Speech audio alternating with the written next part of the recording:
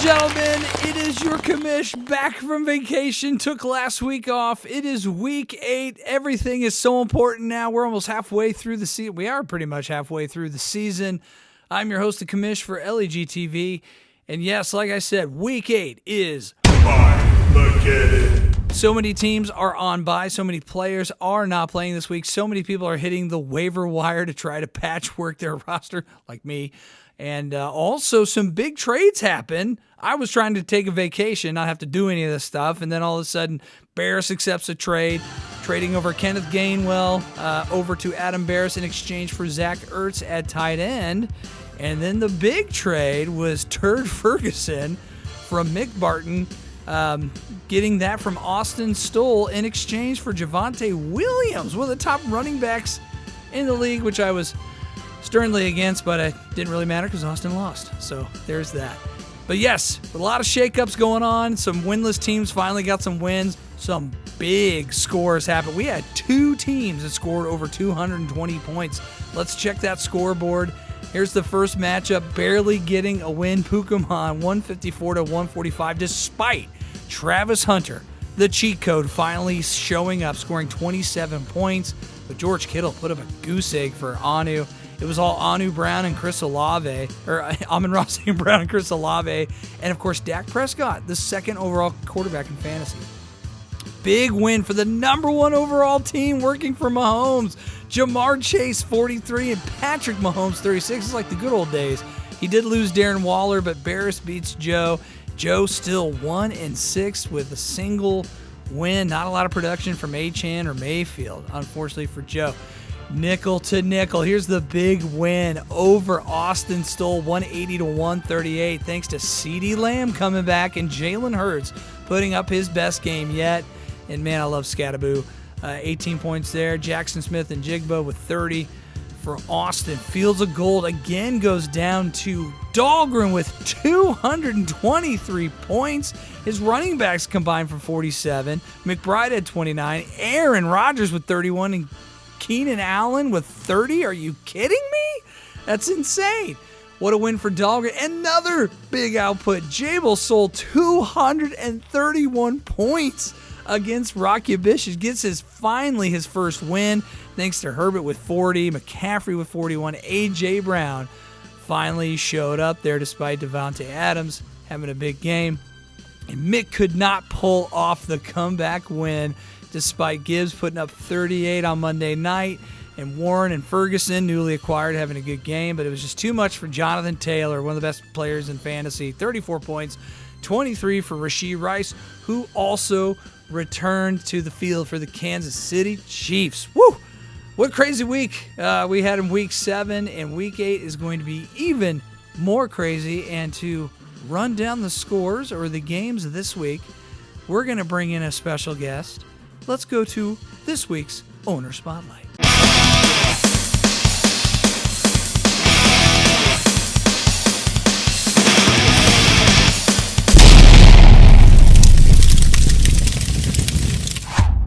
Well, for the very first time, so tragic, this is the very first time, one of my all-time favorite people, the person in the league that I have literally known the longest in my entire life, Mr.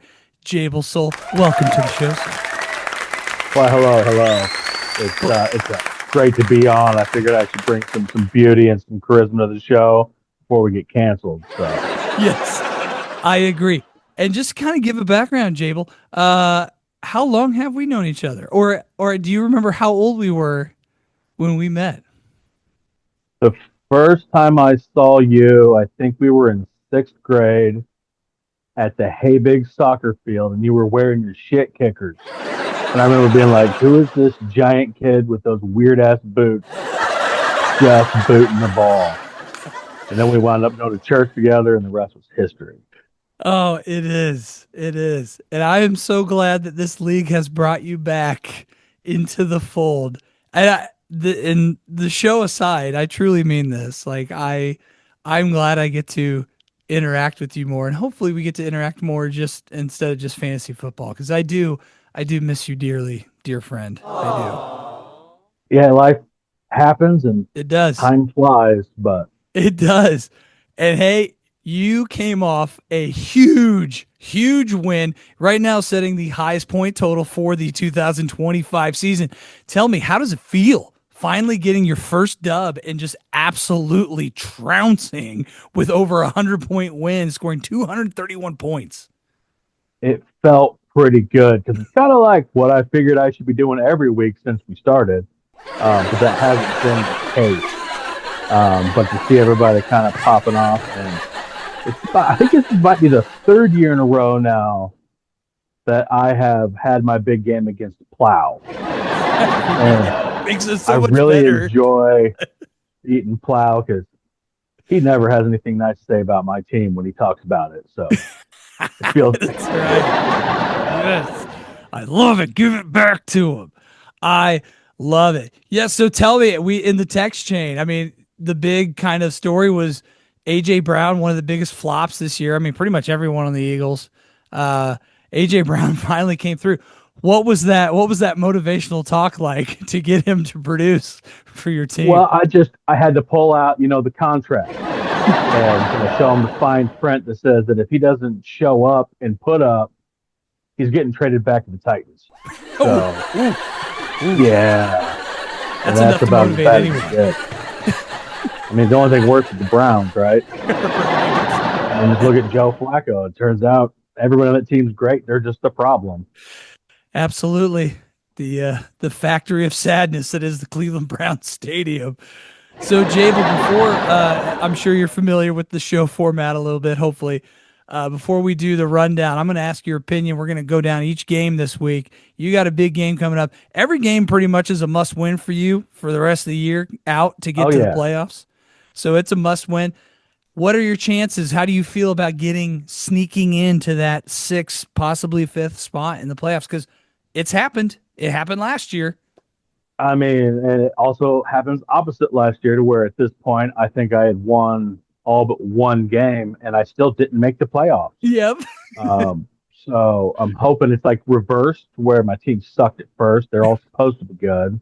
Yeah. And that they'll play out and maybe make a trade here or there. I keep throwing some out there, but no one wants to bite. Yeah. But yeah, I will fight my way back to the top if I have to. I've got a good roster.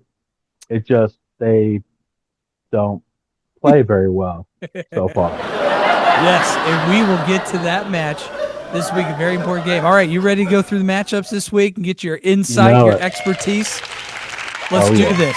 So, as you know, this week is week 8, which is BYE-MAGEDDON, where like 20% of the league is idle. So a lot of transactions happening, a lot of free agents happening, a lot of people hurt, a lot of people scrambling just to find a patch their rosters right now. And there's no more of a Frankenstein roster right now than mine. I'm playing Joe this week. Joe has no issues for week 8, just no bye issues. His team is fine. Me, on the other hand, not so great. I'm going to go down my roster first and then Joe's. So I've got Dak Prescott, second overall QB in the league. He's been phenomenal. Chris Olave has been a huge surprise. Talking about him being trade bait, but he's a top 12 receiver, so he's a wide receiver 1. Wan'Dale Robinson, who is now the wide receiver number 1 in New York, is just kind of got thrust into that role. But again, he's putting up like wide receiver 2 numbers. Here's where it gets dicey. Kamani Vidal for the Chargers. I took Vidal. Dahlgren took Haskins. So good on me for taking the right Charger running back, who is the running back number 1, because I also have Amarian Hampton, who there's word that he might not come back. He might have a fractured tibula. So that could be very, very bad. And then, what do you think? I was just thinking about Amarian Hampton. It really sucks if he was really pulling it through. And I'd like to see him back after the bye. I sure would. Hopefully, at least if I can limp into the playoffs, that would be huge for me. But here's where it gets really bad. The running back 2, Tyler Algier, who's the handcuff to Bijan, who for some reason the Atlanta Falcons just, if they're trouncing a team, Michael Penix will just drop back and just chuck bombs. I don't get it. I don't understand. And then tight end Mark Andrews. Is Lamar Jackson going to be back? Is Isaiah likely going to eat into that? And then the biggest question mark in the flex, I also lost Mike Evans for the year with a broken collarbone after he just came back from the IR. He's done for the year. And so I'm going with Sterling Shepard on that roster. Now, on Joe's tip, is there something that stands out on that roster that you think like, well, I think they're going to have a big game? I mean, from what I look at, like those top three guys, Dak Prescott and Chris Olave, of course. I'm kind of worried about Tyler Algier, who got banged up last week, and so did Michael Penix. Yep. Mark Andrews does just well enough to make you not want to cut him, but then sucks. So that's kind of a crapshoot. And hopefully Sterling Shepard will fill the void of everybody that catches the ball getting hurt on that team, except for Ibuka, who is hurt but still plays. Who's still playing. In Godwin, they might shut him down, and Jalen McMillan, they might not even play him. Here's Joe's roster. Speaking of Baker Mayfield, his quarterback, coming off a not-so-great game last week. But Xavier Worthy is his wide receiver 1, taking a back seat now that Rashee Rice is back.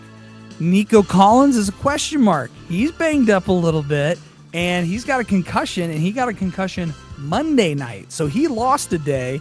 Can he get to the field on Sunday against the 49ers? But I love his running backs. Obviously, Devin Achane. I mean, that's a stud. Of course, that team's a dumpster fire. Coming off a not-so-great game last week, just kind of an okay game. But Alvin Kamara, Keandre Miller is hurt.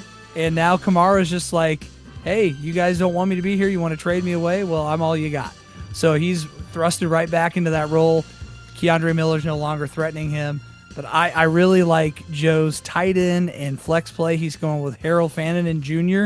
in Cleveland, one of the lone bright spots there.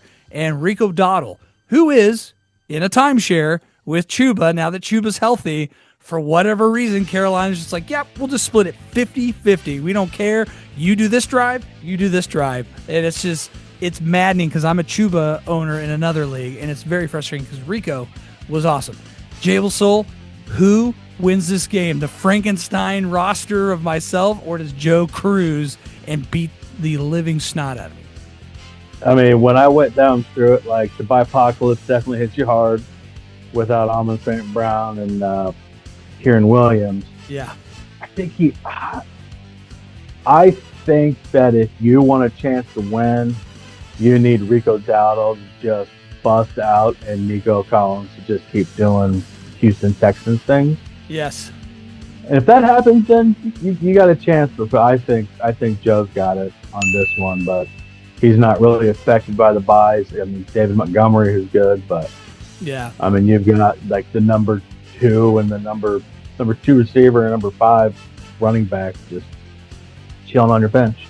Yeah. So yes, he does. I'm taking Joe this week. I am also going to take Joe. However, I think it's actually going to be kind of close because of the injuries we talked about. I don't think he's going to run away with it, but I definitely think I lose very bad.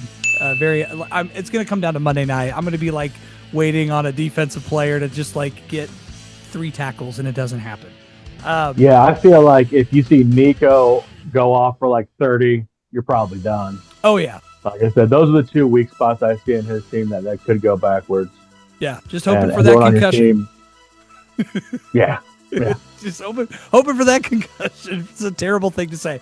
All right, we are going to, you ready for this? This is the game of the week. This will pretty much determine who is first place after this week. Is this nickel? Yes. Nickel to nickel, 5-2. Second place going against 6-1. Adam Barris, who has been dominating the league thanks to Patrick Mahomes and Jamar Chase. They finally figured out you just throw the ball to Jamar Chase. Why did they not know that in Cincinnati? You're a Bengals fan. You just throw it down the field and he runs. I mean, I don't know what the hell Jake Browning was doing when he was in there. We saw him play before and he was good. Because that's what you do. You just throw the ball to one of those great pass catchers. Yes. And who thought it took Big Unc coming over from Cleveland to just show you how to be 40 and throw 27 passes at one player. So, Yeah, it's a simple formula and it works. And Barris has a pretty decent roster to back that up too. It's not as top heavy as you think. Quentin Johnson, who's been a nice surprise this year, I know he's been banged up a little bit and had a couple down games, but for the most part, he has been hands down the wide receiver one there. Ladd McConkey is not the guy in LA this year, although Ladd's starting to show up. He did get Kenneth Gainwell for me in that trade. I traded Kenneth Gainwell over to him for Zach Ertz, so he's starting him in the running back one with Tony Pollard, who's Tennessee, but he's like the only guy there. But there's rumors of Tajay Spears now getting healthy coming in and might be taking some snaps. Yeah. Ferris's running backs make me want to puke. I'm only have one win, and I don't think I want either one of those guys on my team. He's 6-1. He's 6-1. But when I'm looking at these, though, I see. I mean, the wide receivers definitely, when you go down to the bottom with CeeDee Lamb, probably are fairly even across the board. But I definitely like Dan's running backs a lot better. I mean, how you got Cam Scattaboo, who, I mean, I didn't think he'd be as good, but he was my game plan in Dynasty was to get him. Yep. And he's definitely playing better than he has, and you just hope that he doesn't knock himself out before the season's over, because he'll keep knocking people over and scoring touchdowns. I love him. I'm pretty sure, though, that Dan's got this one. I think the running backs are really going to hurt him this week. I mean, you got Kenneth Gainwell as your number one going against Green Bay. Like, you might as well have me out there. I don't see it. He could get some help from Oronde Gasson, who's kind of a wild card. But even if he shows up and has a great game, it's probably getting matched with Tyler Warren on the other side. I totally agree. Fairly even across the board until you look at the running backs. I also think the running backs is where Dan has the advantage there, and you're right. It is pretty even across the board. Now, here's the interesting caveat, though. With him starting Jalen Hurts, Dan, and Bear starting Devontae Smith, there's going to be some canceling out, too. And usually those points go that favors the quarterback, unless that quarterback throws a couple interceptions or turns it over or fumbles, which Hurts can do because he's a runner a lot of times. So that actually might benefit. If Barris has the same type of production from Devontae, Patrick Mahomes, and Jamar Chase, I think he wins this and makes up for the running backs. But I think Dan's going to win this one too. I think he's going to beat Barris and take over for the league. And he is favored to win by 4 points, so it's going to be a close game. I really think. Yeah, it's going to be a good one. Awesome. All right, so we agree on that one. We're 2 for 2 in agreement, which is always great for watching a show. Here's one we might disagree on. John Dahlgren's Clock Gobblers 4-3 taking on your team. Garbage. Coming off, these are two teams that came off of 200-plus point games, 220, 230-point games. Got your first win last week. Mr. Soul, let's run down your roster, and you tell me who is the key to your success. Oh, because I mean, Justin Herbert on Thursday night, AJ Brown. Yeah, I mean, Justin Herbert's been doing good. I need AJ Brown definitely has to show up, and at least he doesn't have to do the full 30 like he just pulled off, but he needs to be a regular, high teens, mid 20s. I need T. Higgins to do it again, which might be difficult with it being the Jets. It could be a fairly low scoring game, but I don't think Joe Flacco cares about anything and will just throw the ball. So That's what I'm hoping for. Christian McCaffrey against Houston. I mean, he could have 40 by halftime. I'm not sure. Number one overall running back over Jonathan Taylor. Not a lot of people know that. Everyone thinks Jonathan Taylor's number one. Not many touchdowns either. So, well, it's all about the receiving yards and the receptions. That's why Christian McCaffrey has the edge over Jonathan Taylor. It's not by much, but C-Mac is the number one overall running back. It's like 5 points or something like that. Yeah. It's not much. Yeah. Jordan Mason, we'll see what happens with Aaron Jones coming back. Ramondre Stevens, if he can hold on to the ball. Dude, I mean, it's just New Cleveland, England, so he might be getting swapped out anyway. but they hate Travion Henderson. They just hate him. I don't know why they do. put him in. It's just Cleveland sucks at everything except defense. Right. So there's a chance that he's going to be negligible. When I'm looking at him up, though, I mean, Josh Allen, he's a stud. Keenan Allen's been keeping it on, but he's old. DJ Moore against Baltimore is a great matchup. Bijan's out there, very similar to Christian McCaffrey, can drop 30-40 out of nowhere. Against the Dolphins. Kate Otten is good, but I don't think he's Tucker Kraft. I mean, up and down, I say both teams are fairly even, with maybe the edge being Quinshon Judkins over Mason. But my mama didn't raise no loser, so I'm winning this week and next week. You know what? And the next week. I love it. I was just looking at the roster. So we're filming this Wednesday night. The graphic that I'll have for the roster will be Thursday night because that's when I edit. Right now, currently, Dahlgren doesn't have anybody in the slot.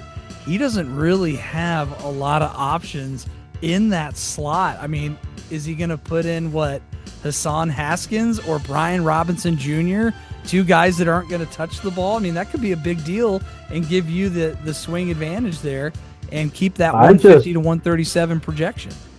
I just hope he doesn't realize it until second round of waivers clear and I pick up the few free agents that I saw that fit in that spot. I love it. You know what? So are you taking yourself to win? You're taking yourself to win this week? Even if Dahlgren puts in a flex play, I like your matchups better. I'm gonna agree with you. I'm taking you this week too. I think you stay hot, but I think it's also gonna be close. It'll be very interesting. That flex play is really going to haunt Dahlgren this week with all the buys and the injuries. Let's go over to two other great teams. One on the way up, and now one on the way down. Austin Stoll 5-2, who's in third place, and Nick Shook, who was setting the world on fire, has now lost 2 in a row. He is projected to win, however, this week 150 to 124 because again, Austin's got some bye issues, and right now, Austin is rocking Bo Nix, starting quarterback, DK, Aaron Rodgers' favorite target there in Pittsburgh, and he's booty rocking everywhere. He's going with some booty in his wide receiver 1 spot, or wide receiver 2, which is a great wide receiver 2 to have. Yeah, when I'm looking at his team, it's just, I mean, without Jackson Smith and Jigba, who's almost like a cheat code this year at receiver. Another week without Bucky, probably too, with the bye. Yep. You got Javonte Williams. DK's all right, but he's so inconsistent that I don't see a world where his team comes out on top over Shook. Ooh. I mean, he's got all of his studs are in, and except his quarterback. Jared Goff's out, but he's got Joe Flacco. Yeah, exactly. It could be 12 points. It could be 30 points. You don't know what he's going to do. Jalen Waddle is obviously he's the number 1 receiver there in Miami, but still a dumpster fire. And they're going against Atlanta. I actually think that might be a shootout. I think both teams could score a lot of points on each other. I mean, it's indoors. It could be a high-scoring game. And Ibuka obviously is his stud player. Saquon, if you would have told me Saquon Barkley and Josh Jacobs would not be the best running back combination in the league, I would say you're crazy. But Saquon not performing that well for fantasy football wise, and Josh Jacobs coming off a good game. TJ Hawkinson though, he's just he's been banged up now the last few years. He's just kind of turned into that tight end that catches the ball and just falls down. He doesn't really get that yak. And then Jerry Jeudy, in Cleveland, that could be, I bet he maybe gets 10 points because it's like, who's going to get the ball? It's either 2 of the tight ends, or now that Njoku's out, I guess we'll throw it to Jeudy. So Man, I don't know. I don't like Austin's Travion Henderson play, and I don't like Josh Downs in the flex just because there's a lot of mouths to feed in the Colts offense. Gosh dang it. I'm going to agree with you again. I think I'm going to take Shook this week too. He doesn't have a lot of options to fill those holes, and I'm looking at Booty and Henderson as those could be goose eggs. That's true. That's absolutely true. That could hopefully they're not, but they very well could be. And I've been on the waiver wire. There's not a lot of options out there to fill that spot. No, I looked and it was just a gif of a tumbleweed just rolling by. That's all it was. It was horrible. Let's talk about this matchup. Mick Barton, who could not pull off the comeback last week, 2 vitamin waters and dong bags, taking on Dr. Anurag Reddy. Both these teams also have some bye issues. And actually, Mick is favored to win by a couple points. And he's got the surprising Danny Dimes, Indiana Jones starting there. And George Pickens, who even though CeeDee Lamb came back for Dan Nichols' team and was great, George Pickens is still a guy. I mean, it's almost like a 1A, 1B. He's like number 5 or number 6 on the season so far. Oh, yeah. I was looking at it earlier today, just trying to figure out where the cards were falling, and he's proving me wrong because I never liked the guy, probably because he was a Steeler and was filthy. Yeah, his team is looking good. I mean, he's got one more week at least with Rashard White, which will definitely suck when he's gone because I've got him in a few leagues, and he's great to have there and pop up. Yeah. Yeah, I also... Nick definitely got him on receivers and probably running backs. I think Anu needs Derrick Henry to really blow up and return to form if he's going to have a chance to beat Nick, but I don't see it happen. Who would have thought JK for Anu's team, J.K. Dobbins would be the better running back of that pair? I mean, fantasy football-wise, that's insane. And Drake May has been a great surprise, too. He's been a decent there. Tet in Carolina, I mean, that's also hit or miss. And Rashid Shaheed. Andy Dalton starting this week, Tedero might have a little more upside. Ooh, actually, you know what? I did hear that. I think Andy Dalton's starting, and he'll sling it. The red rifle, baby. He'll sling it. Yeah, he's almost an unk category. He don't give a fuck. He'll just sling it. And in the tight end, he's going with 2 49ers. This is really, I guess, if Brock Purdy plays, I think there's a little bit more upside, especially for George Kittle. George Kittle put up a goose egg last week, 0 points for Anu, which was pretty much the only reason I beat him. And then he's going in the flex with Juwan Jennings, who, again, I don't think Brandon Ayuk's going to play this year. And Pearsall, God bless him, took a bullet and came back, but he's been banged up and just trying to get on the field. Again, it finally happened, and I knew it would happen against me. His key to winning is always Travis Hunter in the defensive back slot. He got him 27 points at DB, and that is one of his big advantages. And now they might unleash him. Travis Hunter might be their number 1 now because BTJ sucks. I've been waiting for it to happen ever since I asked the question at the draft and then didn't take him. And then Anu took him immediately after me. Yes. And if Anu had not picked him at the end of that round on the swing back, he got him on the swing back. If it came to me, that's the spot I was taking Travis Hunter, and he did it. That's son of a. All right, so who? So you think who wins? Unfortunately, Dong Waters, I think, has it. You know what? I want to disagree. Like I want to go against just to make it like, a counter. You know what? I take that back. Andy Dalton's gonna come out swinging a big hammer. Ted's gonna put up like 30. Anu wins.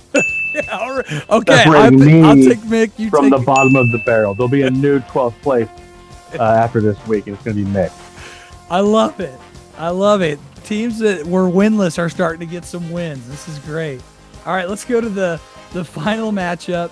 Two teams that are still kind of meandering in the middle there. 9th place, Ablash Reddy, 3-4, taking on Dave Plow, 4-3 in 7th place. And Plow is in trouble with the bye weeks this week. Big time. Plow his bipocalypse is worse than yours because his team isn't as good as yours. Right. Yeah, I mean, I was looking today, and I don't feel comfortable to make the moves that I would make for his team. I mean, he could probably go try to snag Caleb Williams if he doesn't have a quarterback and hope that a Doomsday shows up. And if you got Justice Hill and Isaiah Likely, yeah, Lamar Jackson's not playing. So that's, again, I might as well be out there. Tajay Spears. Ugh. Ooh. It doesn't look good. I mean, he's got a bunch of empty slots and two on like a kicker and a defensive player too. Oh, he's got holes in his defense. No kicker. I mean, Debo's hurt. Doesn't DeAndre Swift have a groin pull? Yeah. I bet Oblak beats him with just Justin Jefferson and Jonathan Taylor. He can finish the rest of the team.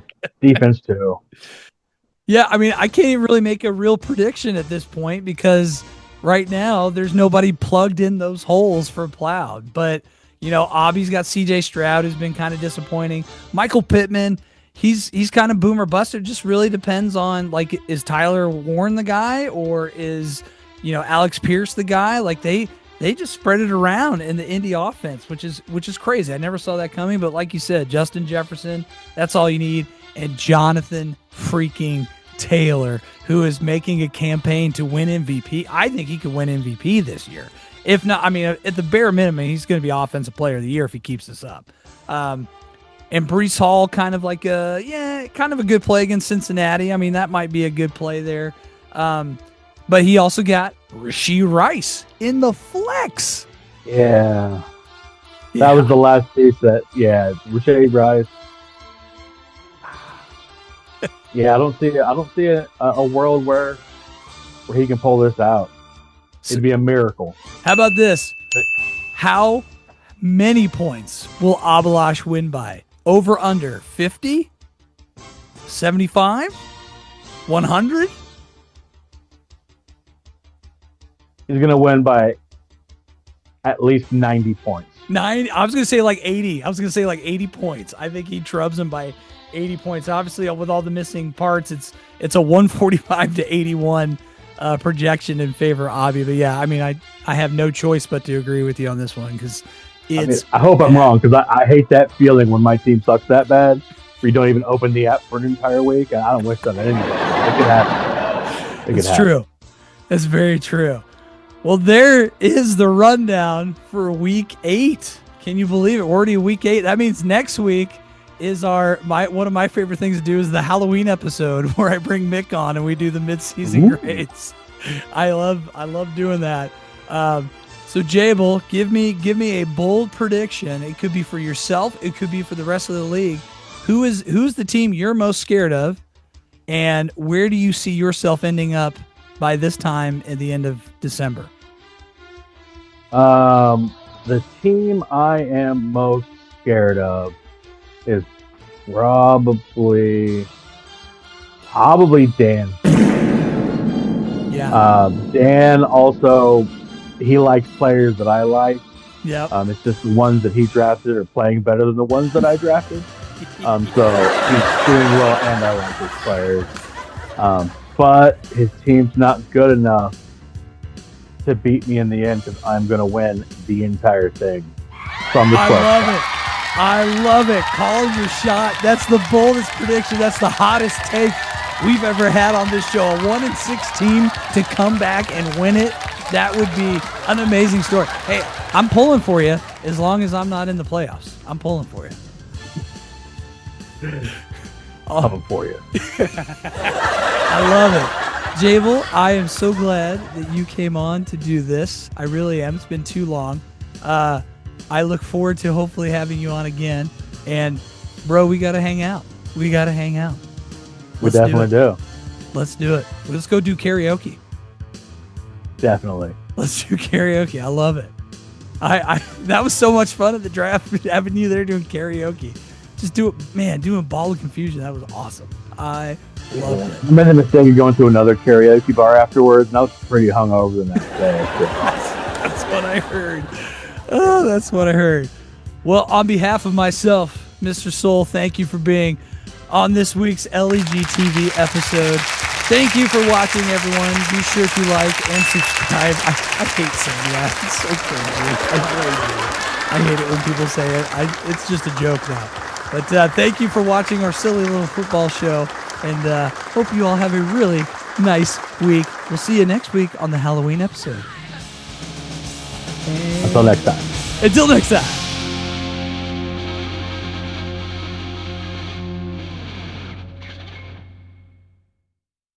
Doing, buddy? You mowing the lawn?